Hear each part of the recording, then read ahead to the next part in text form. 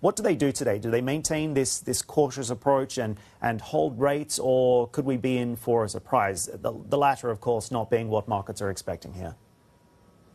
Yeah, absolutely. I mean, we could have a surprise because inflation yesterday came out a little bit weaker than what the bank had expected. And we've seen wage momentum ease a little bit. So, there is still some room for them to surprise markets and cut today. I wouldn't discount that, but the probability is that they won't, and they will wait for November before they cut again. Okay, so we could be in for a surprise. Fascinating to watch. Let's see what they do. Yael, of course, as Arabile mentioned there, one of the main focuses is going to be on QT, though. So how many bonds do you think the BOE wants to move in order to tidy up its balance sheet? This is going to be a critical focus in not just the markets, but also in assessing the trajectory of rates moving forward. So I think they would want to keep the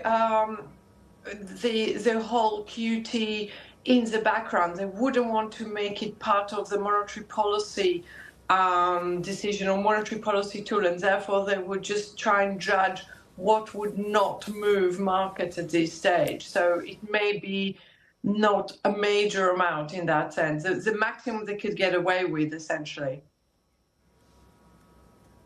The maximum they can get away with. Okay, so when you assess the balance of risks then, I know your current outlook is one more cut this year and then an increase in the pace of cuts into 2025. What is that going to look like?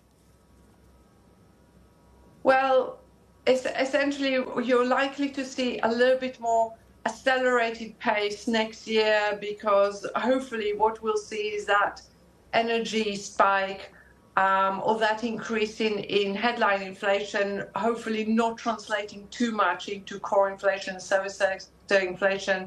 And as long as the labor market eases, it will give them more confidence to increase the momentum of rate cuts and potentially end at 3.25 at the end of this cycle. And inflation is already